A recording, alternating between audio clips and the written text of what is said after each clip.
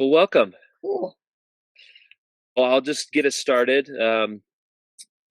Welcome to the S.E.M podcast. I am Zack, I'm Jack. and we I, are your hosts, and we are so super excited to have Sister Amy Cooper, as we knew her in Scotland. Now, Amy Taylor joining us tonight. Amy, welcome. Hi. Thank you for for coming on and taking some time to talk with us. Well, So, you're welcome. I'm excited. yeah, you haven't changed a bit. You look exactly the same as I remember you. Oh, thanks.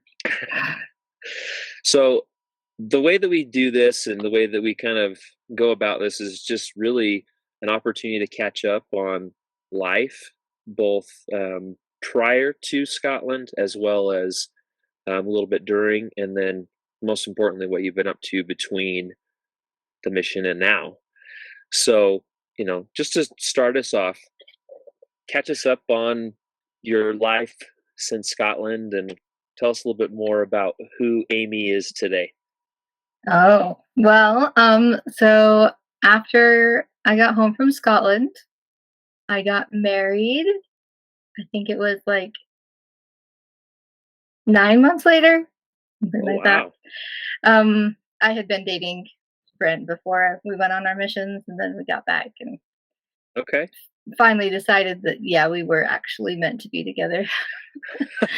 So and then we've stayed in the same area, like northeastern Utah, for our whole marriage. We've wanted to move away, and every time we pray about it, God's like, no, stay right where you're at, and we're like, oh, okay. So that's we've been here in northeastern Utah, around Vernal area. And then we have 4 kids. We have 2 girls and 2 boys, and they're 13, 11, 5, and almost 3. Oh, fun. That's a good group. Yep. And Cool. for the most part, I've just been a mom and helping Okay. my husband with his job. What does your husband do? He's an alternative health practitioner. Okay. Interesting. Is there a Yes. lot of need for that in Vernal, Utah area? Or does he do a lot of like telehealth stuff now? Oh, we wish we were into the telehealth a little bit more than we are. But yeah, there is a really big need. He's booked out usually 4 weeks in advance. That was him. he just got home. So yeah, Okay. he is pretty busy. So it keeps us good. Well, that's awesome. Well, so as far as serving a mission, obviously, was that something that you've always wanted to do? Or was that kind of a choice that came upon you at some point in life that you just decided that was something that you wanted to do at that season of life? Tell us how you ended up in Scotland. All right. So growing up, my dad's the youngest of 13 kids. And so being the youngest of 13 kids means that I have like 50 cousins that are older than me. Uh-huh. And my grandma and grandpa had this big board, and it had everybody's picture on it and where they went on their mission. And I remember looking at that board and thinking, I think I want to go on a mission. I think that's a good thing. And then as I was getting older and, people are asking you what you're going to do with your life and stuff, and they're like, so are you going to go on a mission? And I was like, if I'm not married yet and God says it's what I'm supposed to do, that's what I'm doing. And so it was kind of like I told God that that's something I wanted to do, and He set it up. So, Interesting. yeah, but it was always in the back of my mind, and so when it came time for it, it was like, yeah, that's where I want to be. Timing also, like I had been dating my husband for like 2.5 years. He's younger than I am. Okay. And so we had been dating, and then he went on his mission, and then I went on my mission like 6 to 9 months after him. So, like timing wise, couldn't have worked out better. So you came home about the same time he came home as well? Yeah, so he got home in June and I got home in October. Oh wow. Hey, you couldn't have timed it any better. Yeah. You'd think that the weird would have worn off by then, but no, it's I'm just kidding. You gotta give him a hard time. Oh, that's awesome. Very good. Is there a story about getting your call? Or is it Oh, just standard, got it in the mail, opened it with the family? that was about it. And was Scotland even a thought at that point in time? Well, so there was this guy that was a returned missionary, and he's like, "So, where do you think you're gonna go?" And I was like, "Africa." He's like, "No, where do you really think you're gonna go?" And I was like, "I think I would really like to go to England." And he's like, "That sounds cool. That'd be a good mission for you." And I was like, "Whatever." And then when it came to Scotland, I was like, "Oh, I'm going to England." And then they like made you go right to the England MTC, and I was like, "I don't even have to go to the MTC in Provo." Yeah, That is a huge win for those of us who grew up in Utah. yeah, Heard all the stories and avoided all the stories for ourselves, which is good. yeah. I think we had much better food than they did. Oh my gosh. Yeah, let's talk about the food at the Preston MTC. I don't know that I ate better for that 3 weeks in my entire life than Nope. that 3 weeks of what was it? It was like home cooked meals, but like by a professional chef. I mean, it's unbelievable. Yeah, it was good. Well, good. What All right. what was when did you start your mission? What month, year? It was in March, March of 2005. Yeah. So March of 2005, and then you finished in October October of of 2006. 2006. Okay. Yep. That's kind of crazy because timeline wise, like I started 2 months earlier than you and then went home 4 months after you. Yep. So like you were there the entirety of my time on my mission. So Yeah, I um watched you grow up. oh no, it sounds like you have stories. You're gonna call me out for being one of the bad boys of the mission. It sounds like. No, you were good. We could talk about some others, but we won't because that wouldn't be nice. Oh, come on. Well, this is a free opportunity to talk about anything and everything. Oh, You know. And then the best part is when you throw things into the wind, you call those missionaries out and tell them to come and be on it and make sure that they iron things out for themselves. So, oh yeah, we could hear both sides of the pancake. yeah, exactly. 100%. All right, so take us through um, areas you served in and companions that you had in those areas. Okay, you sure we have time for this? Yeah, we do. I mean, All right. So I got my book out because I was like, I need to nice. make sure that it's right. So I moved um almost like every 6 weeks. Like it's crazy. So Really? yeah. So my first area was with Sister Stamus in Edinburgh. Okay. So we got to stay there, walk our little legs off, and she did. She has longer legs than I do. Yeah, she's taller. She just booked it, and I was like, "Oh, wait for me." And so I was in Edinburgh with Stamus, and then I went to Aberdeen with Malin, Okay. and um, Elder Hout and Elder White were also in Aberdeen Okay. when we were there. I was only there for 6 weeks, so I was only in Edinburgh for 6 weeks. Then I went to Aberdeen for 6 weeks, and then they sent me to Ayr with Sister Miller, Okay. and I was there for I think 3 months, maybe 4.5. Yeah, 4.5 months. So I was there with Sister Miller, and I sent her home, which she didn't want to go. She was not happy about going home at all. And then Sister Lewis came in, and she was pretty new, but I wasn't her trainer. And then right before Christmas, we got sent. I got sent back to Edinburgh, where I trained Sister Bautista with Sister Kenny. So we were a threesome. Oh, nice. And yeah, and then Sister Kenny left, Sister Roberts came, and we kept training Sister Bautista.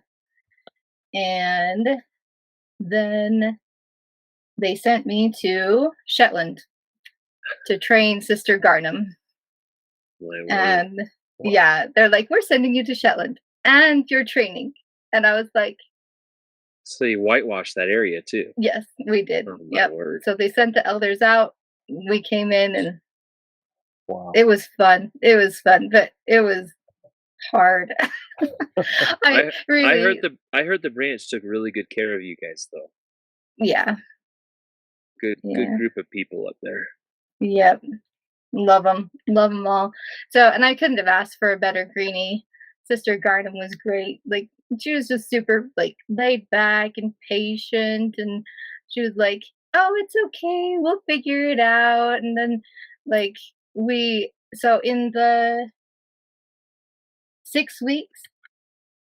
Wait, I think March, April, May, June. In the 3 months that we were there, we left the island 3 times. And once was once we got to fly, and 2 times we had to take the boat. And the second time we took the boat, they didn't get us a berth, a room, so we had to sleep in like the layback chairs. It was horrible. It was the worst night's sleep I have ever had in my it was the worst night's sleep I had had up until that point. Then after, being a There you mother, then go. it changes, right? But yeah, it was horrible. And I was like, oh, and I think we went to the temple. So we left 4 times. And once we went to the temple, and by the time I got to the temple, I was so motion sickness, like sick. It was horrible. I was like green. It was horrible. Zack told a similar story about traveling It- from there too. well, yeah. So I was on Orkney for 4 weeks in the like the winter months of 2005. And we flew to Orkney the first time. I was like, okay, I can get used to this. This is nice. Yeah. And then they shut the area down 4 weeks into our transfer, and so we had to take the boat because we had a car full of like basically everything Yeah, you had to bring everything. usable in our flat. And same thing happened to me. They did not give us a room, and I had never been on a ferry boat, so I didn't know any different. But they put us in the chairs, and I can close my eyes and I can feel myself riding the North Sea while trying to sleep. It was the most horrible night ever. Yeah, I think airplane chairs are even more comfortable. Like, Oh, absolutely, yeah. because they're not rocking with the sea. Yeah. At one point, I It's got off the this chair and and a little slept in bit the of aisle. this, but it was this the entire time, and I was like, my word. I think, I can relate to that. It was not a fun experience. I'm glad I only had to do it once, but bless you for having to do it more than that. Yeah. Well, when you have a bed, it's really nice. It's much nicer. I don't know why. It's like being in a cradle and someone's just rocking you to sleep. Well, yeah. It's like being on a cruise ship instead of like having to sleep on a chair. Yeah.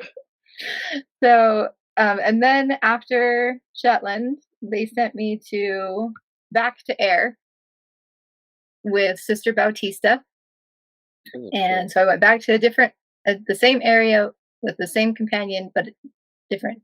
Anyway, and then they sent me to Dunfermline, where I had Sister Hogg, and then I had Sister Georgieva. Oh, wow.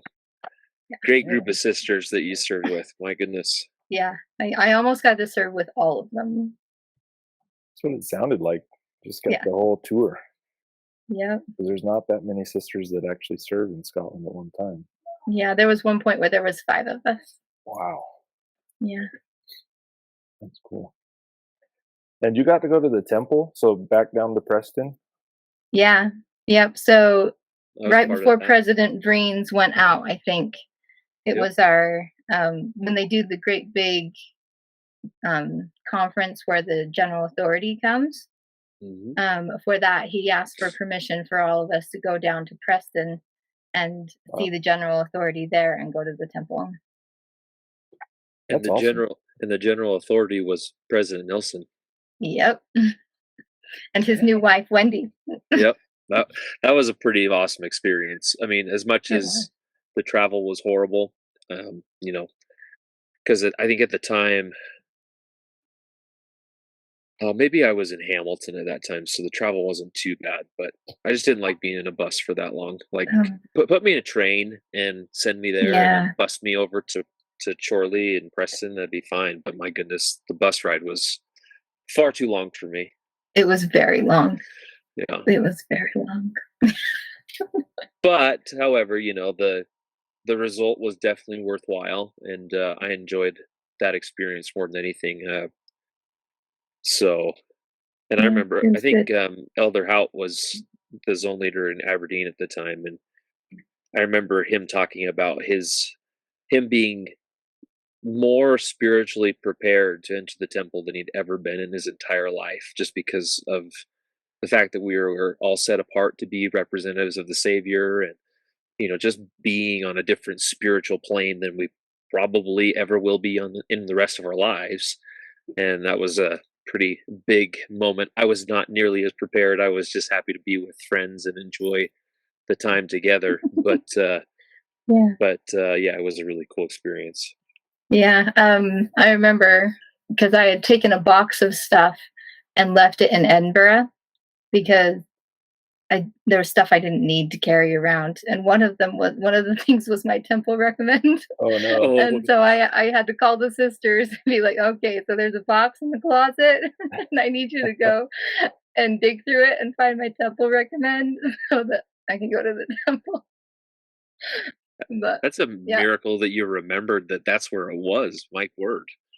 so yeah, Wow. well, when you don't have as much stuff, it's easier to remember where it is. And it was like, I'm leaving this all here because I know I'm coming back to Edinburgh one day. Yeah, I guess that's true. So, did you have any particular experiences on your mission that have stuck out to you as you've gone through your life since then, or any of your favorite stories that you want to share with us? Um,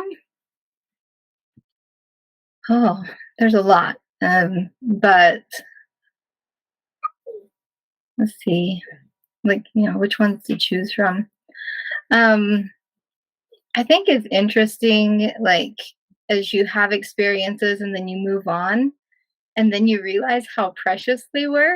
Like, you didn't realize it at the time, and then you're like, now it's gone. Like, it, one of those was, I think, that, so serving with Sister Malin was always a special experience. She was a There's character. she is a character. I still follow her on Instagram and I love it. Like, she cracks me up even today. Anyway, so she, through her whole mission, she closed areas. So every area she left, she closed, like, Oh or wow. turned it over to elders. So by the time she was done, she was like, how many areas have I killed? Right. Like, and I was like, don't think of it like that. Think of it like you were the last to go through it. And when you were with Sister Malin, you pounded the pavement. That's all we did is we were walking all the time and knocking on doors all the time. And I was with her in the winter when we were in Montrose. And I might have missed that one, but I think you did, because I yeah, would have remembered I that did. one. Yeah, I was in. I think that's where you and I were actually served together. But do you need some? Okay. And she, like, it was right before Christmas, and we were just knocking on doors in the snow, and people would open the door and they'd tell us we were crazy, and then some of us would invite us in, but wasn't very often, and we picked it clean. That's what we did, and like, even while working, Sister Malin was just she was so peaceful. Like, it was like, you do your job, you be obedient, and that's it. Like, you can't expect God to do everything for you, and you can't expect all of these people to just join the church because you're there. You just do the work. And I remember, like, I'd get done and I was like, okay. But like every day we got home from her, like working super hard, and she'd be like, okay, it's time to calm down. And she'd go in her room and start playing the guitar, and she'd be like, you do whatever makes you happy. And I'd go and like make myself a cup of hot chocolate and like stare out at the sea. Our flat in Arbroath was gorgeous. It The was the third. nicest, the It, nicest flat in all of Scotland. yep, and I got it for 6 weeks. So it was the third floor, and you could like it was probably 100 feet from the beach. Yeah. So it was up a little bit and then on the third floor, so you could just stare right out at the ocean. And like I remember just staring out at the ocean being like, wow, okay, what did we do today? And then it just like it was just very peaceful. Both times I served with her, we were right next to the ocean, and it was like it was afterwards that I realized the peace like that she just had, like she just held it.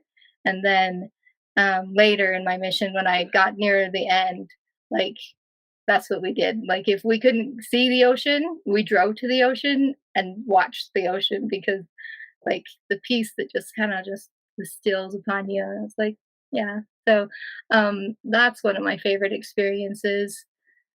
Um, Serving with Sister Miller was awesome. She's just like just I don't know. She wasn't well. She was kind of sick. She was having a hard time. She had to take naps, and it made her super mad. Like, and for a while we didn't have a car, so we were like going on buses and stuff. And finally, she's like, "President, can we please get a car?" And he's like, "Well, Sister Cooper's gonna have to learn how to drive." And I did. I did. I only made a few mistakes. What kind One of day. mistakes? Roundabout the wrong way. No, I Nope. never did that. I never did that. Um, I when I first got in the car with the instructor, she like stops like after 30 feet probably, and she's like, "The first thing you need to do is get on the left side of the road." And I was like, "Oh With the instructor? Oh no!" my gosh. So they're like, she has to drive with an instructor before we'll let her have a car. So I get in and I'm Oh my driving with the gosh. instructor and totally like right side of the road. Like that's how I drive is on the right side of the road. And she's like, you gotta drive on the left side of the road. And I was like, oh, this is starting badly. And then one day we were going out of town and out to I think the bishop's house or something. And there was a really wide turn in. So like it wasn't short and narrow like it was in town. So it was like, there was lots of room. And the guy that was pulling out in a truck or something was like in the middle. And so I naturally went on his right side instead of on his left side. I remember like Sister Miller grabs both, like grabs the window and she's like, I'm like totally like I was totally oblivious until we were all like almost past the guy. And the guy like seriously was just like looking like that stare that just follows you. I was Yeah. like, oh, that's why he was looking at us like that. And I get Jeez. on the left side of the road and we just kept going. I was like, hmm, okay. Oh man. But and It's there was funny. another car experience. So when I was in Shetland, the driveway that we had to park in was like up a little tiny narrow road, and then there was like our little parking spots, and you had to back down it a lot, like quite a bit, like to get turned around and then leave because we live like right in the middle of all like the high street. And I was backing down like right after we got the car. It was horrible. I was backing down and there was this wall and then there was a step that stuck out. They called it a stoop. There's a stoop that stuck out and then there was a door to somebody's garden. And I totally backed right onto that stoop and against the wall. And Sister Garnham could get out of the car, but I couldn't. It was that close. And we were high centered on this stoop. And I Oh was like, my what gosh. do we do? And I tried to go forward and I tried to go backwards and I couldn't go either way. And so we had to call the mission leader, Brother Robertson, and have him come and save us. And I don't remember how he got us off, but he did. Oh my gosh. That's too funny. Yeah. Well, I'm gonna reminisce with you for a little bit because you and Sister Malin closed out Montrose right before I came in. Oh, So, I remember you talking to me about that afterwards, like at a zone conference or something, and like, yeah. but I don't remember all the specifics. So yeah, Well, and for me, like, so the people that we assumed from you was I'm blanking on the husband's name, but his wife's name was Barbara. The Petries, oh David, yeah, David, yes. yeah, Oh, I and love David. He's a they, sweet soul. yeah. I mean, just the most amazing people in this entire world, in my opinion. And when we learned that, I don't know if you knew this, but Barbara, who they were not married at the time, but she was a member of the church when she was like a teenager. Oh, I So, think I remember you telling me this. Yeah.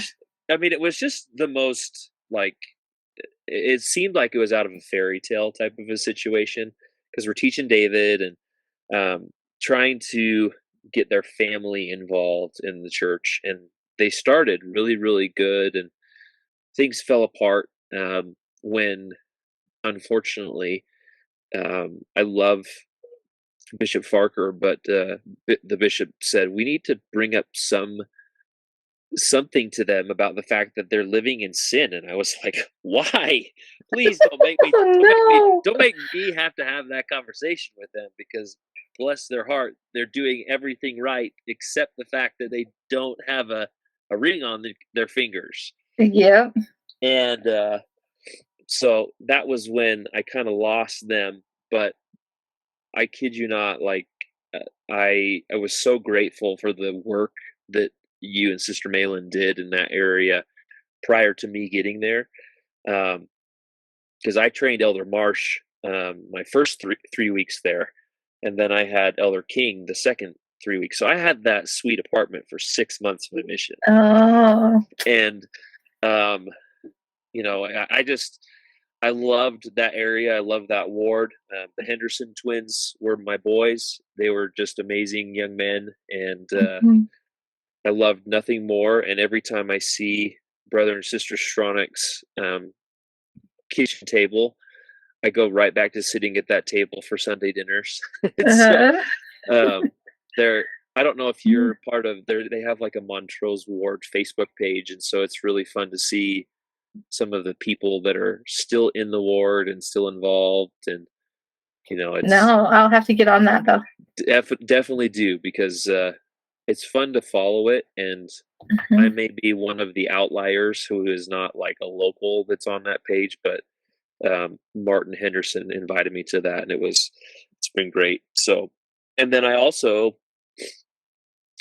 I served in Dunfermline for 6 months of my mission early on. So you followed me into Dunfermline at some point in your Mhm. mission, and just amazing people, Oh, unbelievable the members of the Watsons. church.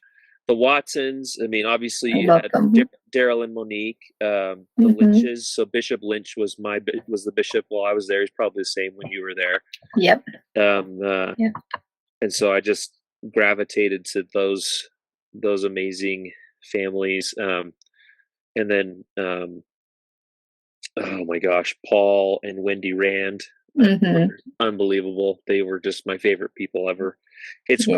crazy to me to follow. I'm still friends with them on Facebook today, Mhm. and their oldest daughter Annabelle was a newborn when I was in their ward, and she's going off to university now, which is just Yeah. unbelievable. Yeah. So Like we watched their kids like grow up on Facebook.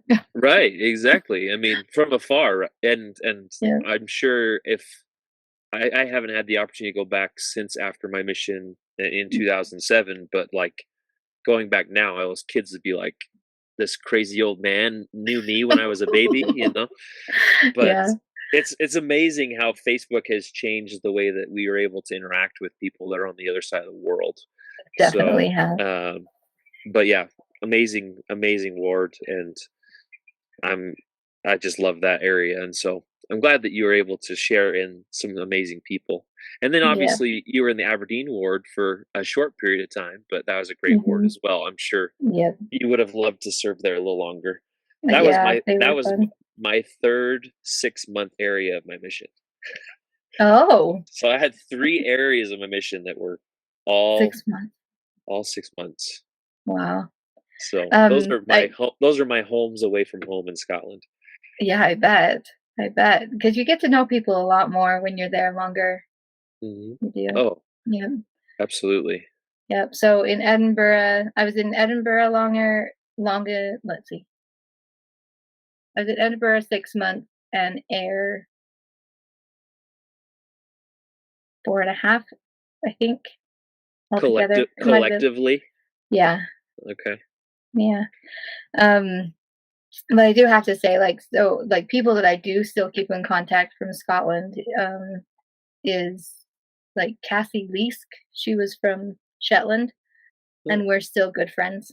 We still talk. She's come to visit me 4 times, wow. and yeah. So last time she was here, it was 3 years ago.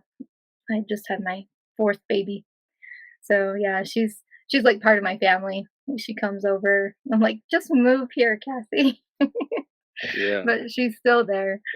But yeah, but so many awesome people, so many good memories. Yeah, agreed. Alright, one, question that we've posed to a few people that I wanna hear is, what's your favorite memory of the Vriens? The Reeds. The Vriens. Oh, the Vriens. President and Sister Vriens. President I was Sister like, I don't remember the Vriens Reeds. Yes, Vriens, sorry, I Vriens. probably said it wrong. No, no, I think it's just over this. You can't hear the V very No, well. you're good. The Vriens. Oh my goodness. You guys. Oh, 'Cause having been there's in so many. Edinburgh, I'm sure you had a little bit Ah, more interactions, like, my entire mission, I did not serve in the Edinburgh zone. I was always oh, outside of the zone, and so yeah, all the yeah. missionaries that served in Edinburgh tended to have more interaction with the Vriens, and so it made they had a more a front row seat to Sister Vriens and Yes. her antics and, President Vriens as well. Yeah. So, I'm trying to think. One of my favorite memories. Oh, Sister Vriens and the piggy nose. You remember the piggy nose? She it was her job to tell us to clean up. And she was like, she put on these piggy nose. I think one of I think Sister Lemon did too. And they were like, "Okay, it's time to stop living like pigs." And, and they did a whole, like, what they call it, housekeeping. They did a whole housekeeping wearing piggy noses and aprons and maybe something on their head, but I can't remember. Anyway, it was hilarious. It was so funny. And Sister Samus had great big swoopy bangs, Uh-huh. and Sister Vreens would have a clip in her pocket, and she'd come up and pick her bangs. She'd take and stick Sister Samus's like swoopy bangs over because she couldn't stand them in her eyes. She just like hated it. So whenever she was speaking to her, she'd come and stick the little clip in her hair. It was so funny. And Sister Samus hated it, of course. Um Oh, jeez. and there was one uh, zone conference, and I'm pretty sure it was in Dundee.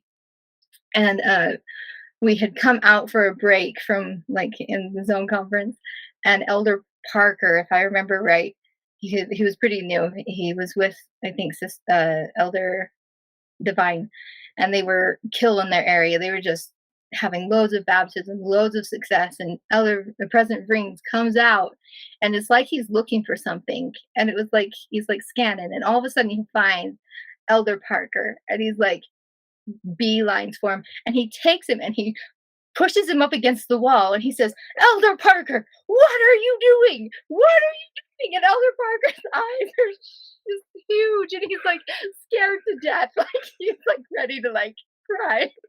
Oh my And we're gosh. all watching because we're like, this is not like President Freeze. This is kind of weird.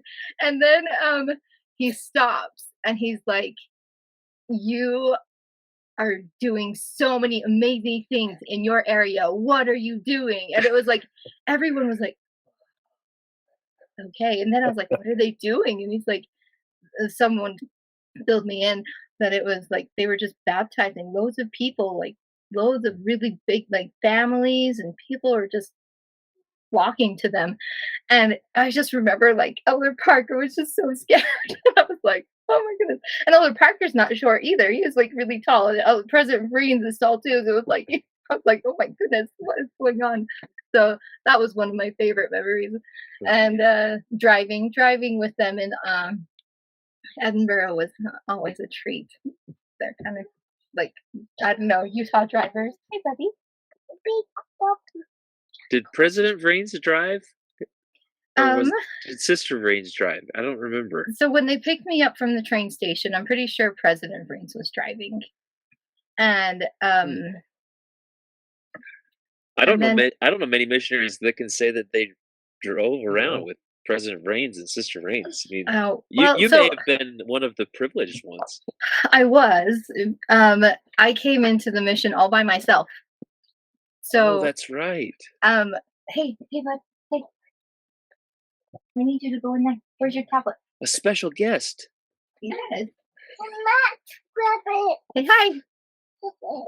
Hi. Hi. He's like, I can't hear anything. Oh yeah, you can't. Yeah, So I came into the mission all by myself. that's There right. I was no forgot about other missionaries going to Scotland, and so I rode the train by myself. I got to the wrong train station, or they had the wrong train station somewhere. Somewhere Oh wow. it got that. Huh. crossed. So they were waiting for me, I think, in Haymarket, and I was at Waverley. And Oh, so they finally found me, and then I got to ride with them to the mission home. I think the elder said that they got to ride with Sister Vriens, and that it was kind of scary, but but she made it. Like she gets to where she's going, and she got back. So it couldn't have been too bad. Wow. I guess. Oh man, Uh, that's it. I forgot about that. So, how many missionaries were in your group in the MTC? 15. And you were the only one that came to Scotland. Everybody else went to parts of England or Or Germany. So Europe, we had maybe. we had two going to Germany that eventually got married. Oh, And I think that's serious? funny. Yeah. Yeah. They didn't know each other until they went on a mission together, and then or they might have even just been in the MTC and then went different places. I can't remember. But they got married, and then so we had German, and then we had Leeds. There was just others going to England, and I was the only one going to Scotland. That's a really small MTC group too. It was very personal. We got to know the MTC president very personally, and I think the cooks were happy though because they didn't have to make as much food. Yeah. But Who was the MTC president at that time? Do you remember? Was it President Woodward, okay? Yeah, I think that was the same that I had. yeah, Very cool. Well, is there anything else that you can recollect in regards to your time in Scotland and how it has shaped your life since then? I think I'd be a completely different person. Really, like just what I learned, and I don't know if I would have learned it on any mission because you can't really decide that. But like I learned so much about people, and I learned about being patient with people, like David and Barbara. Like David was one of the most spiritual people I met, like right off. Like he was digging deep. He was into Buddhism and all kinds of things, just trying to find the truth. And Yeah, like I remember thinking he is looking for God. And if he finds him, he's gonna be there and he's not gonna leave. Like once he finds him, he's there. And because he just wanted it so bad. And it's like things like that, like people that we meet that haven't been raised with standards like we have been raised, you got to give them some grace. You got to be like, you you have you're doing so good for like what you have been raised and taught to do.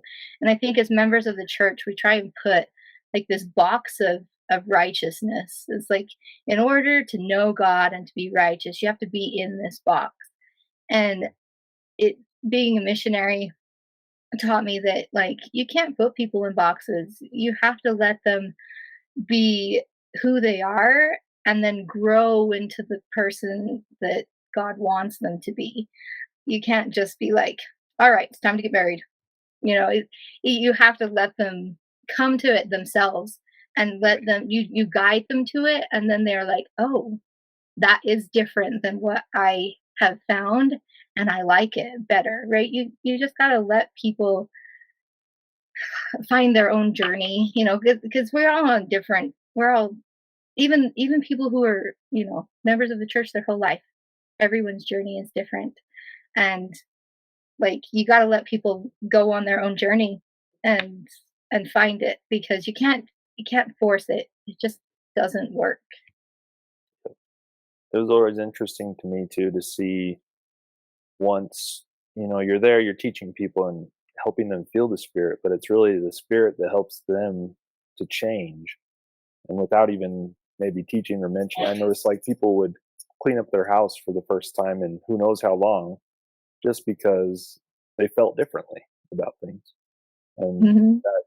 whether they realized it or not, I recognize it as like the spirit having an influence on people's lives, changing who they were or the traditions that they'd had. Because I don't think any of us taught anybody who wouldn't have had to quit drinking coffee or smoking to join the church. That's just a part Yeah. of the culture there. So Yep, it is. It's very ingrained. Yeah, the spirit tells us what we need to do to come closer to God.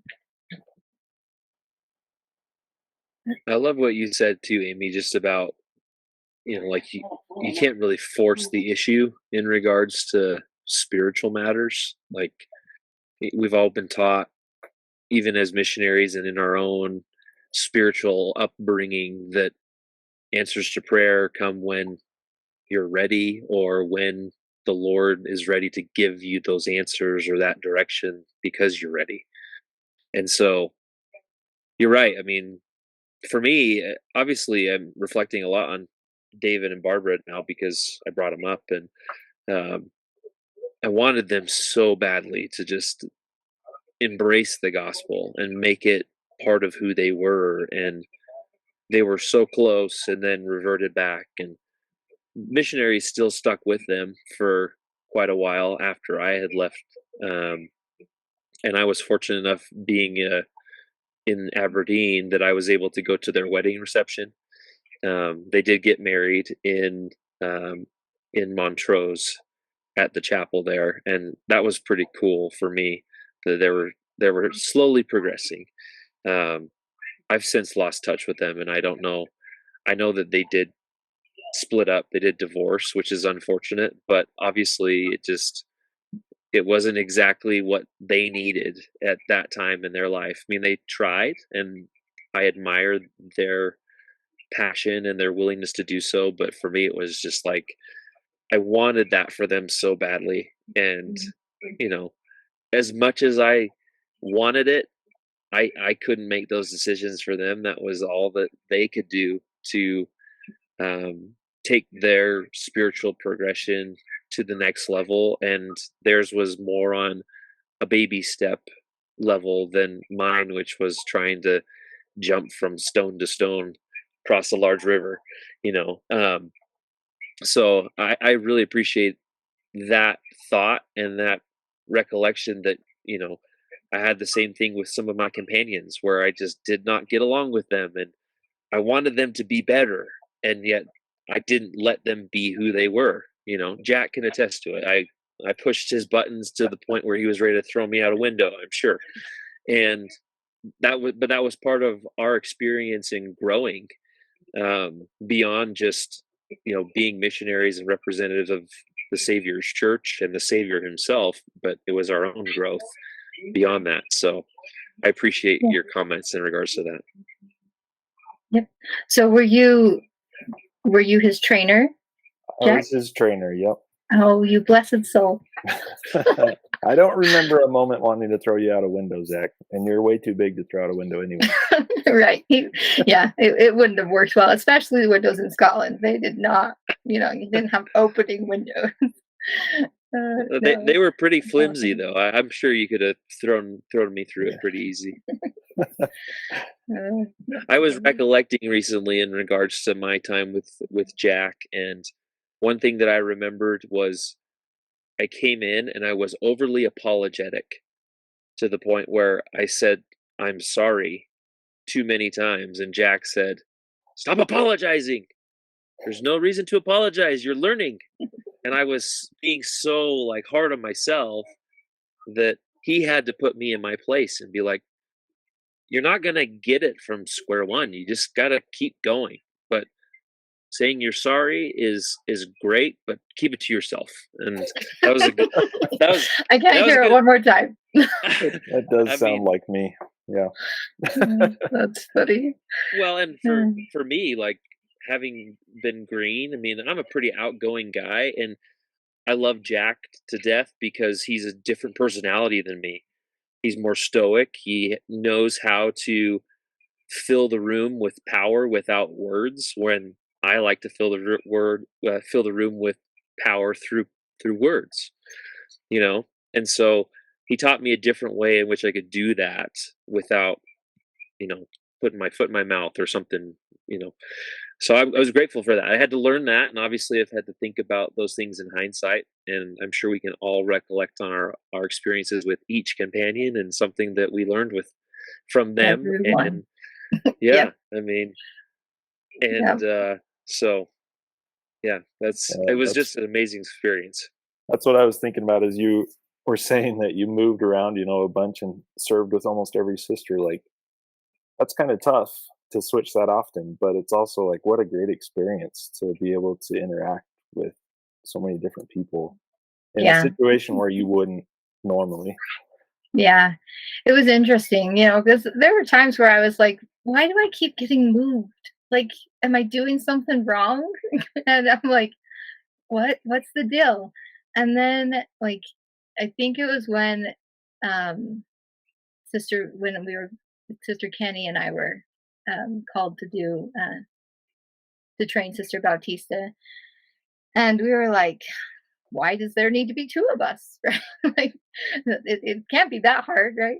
So we got Sister Bautista, and it was like, oh, okay, this is not easy.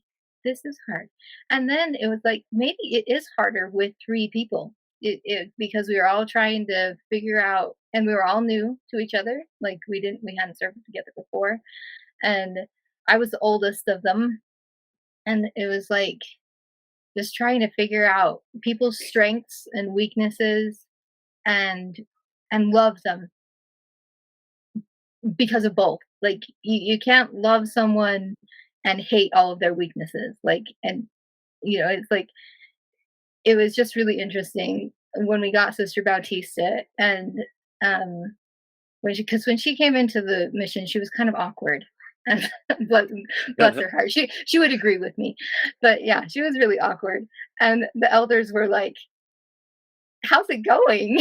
And I was like, it's fine. Like, it's fine. When we're in the flat, she's like totally normal. And then she gets around you guys and then she says really weird things. And I was like, I don't know what's going on, but I love her.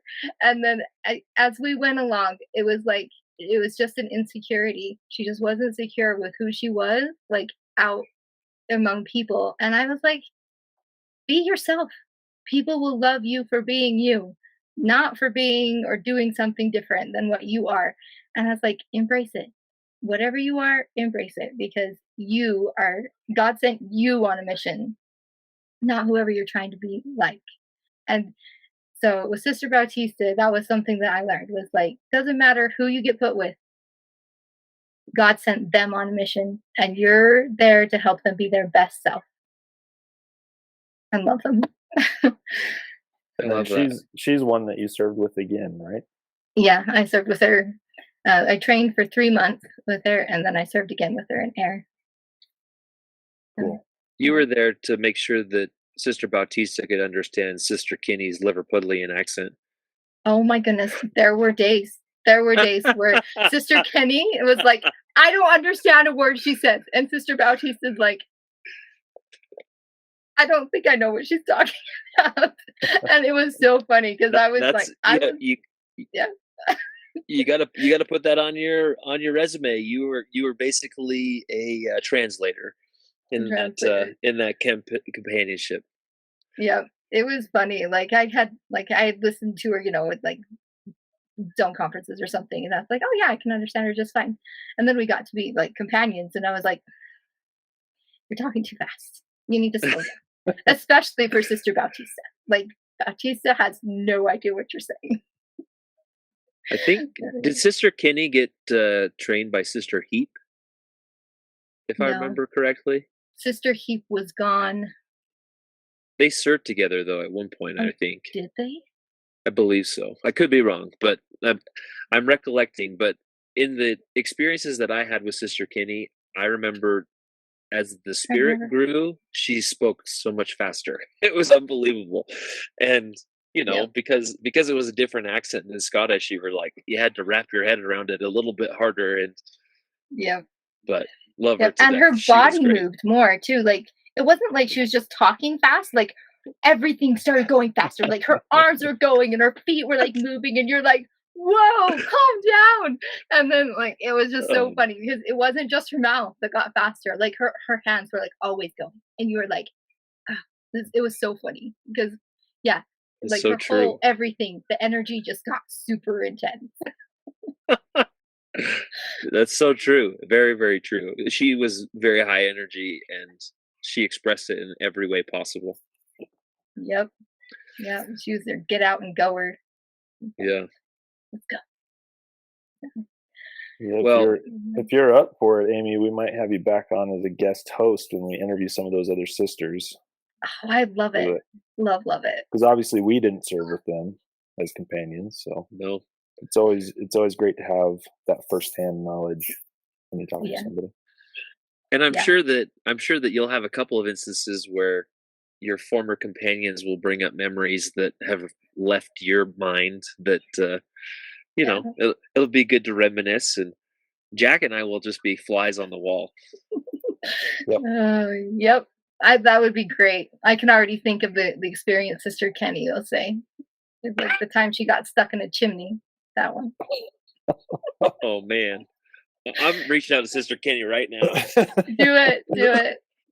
And be like, Sister Cooper says you got stuck in a chimney in Blackness Castle, and we need to know more. Definitely. Oh, Oh my wow. word. We I can't, definitely need to know more. yeah, she's on my to reach out list. I'll reach out to her. We're Facebook friends. I'll get in touch with her. That's funny. Yep.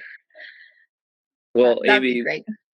we so very much appreciate you taking time to spend an evening with us and just to chat more about Scotland. And we're so very, very fortunate to have interacted with you and gotten to know you while there. And it's great to see your face and hear your voice and learn all about the things that have gone on in your life since then. So thank you for being with us tonight. We really appreciate it.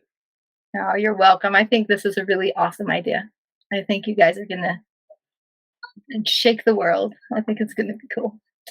Good. Yeah. Anybody who wants to be on the show, you can reach out just like Amy did through email. We're at S.E.M podcast at 51spylaw.com. So you can email us there and we'll get you on. Yeah. Well, thank you again, Amy. We appreciate you spending some time with us, and we'll look forward to catching up more. We'll definitely be reaching out with some of those opportunities as we get in touch with some of your companions that we'd love to have a co-host with us. Well, I think we'd probably need a mediator. Be like, whoa, sisters, calm down. We would love that. Honestly, like I'm grinning from ear to ear just thinking about those interactions and recollections of fun experiences and high spiritual moments and like you said, high centering cars and doing all the things that we did while we were in Scotland. Yep. Yep. It'll be good. Yeah. Yeah, I All look right, forward to Amy. it. Well, thank you again. We appreciate it. Have a great rest of your night, and we'll talk soon. You too. All See ya. right. Bye. Bye.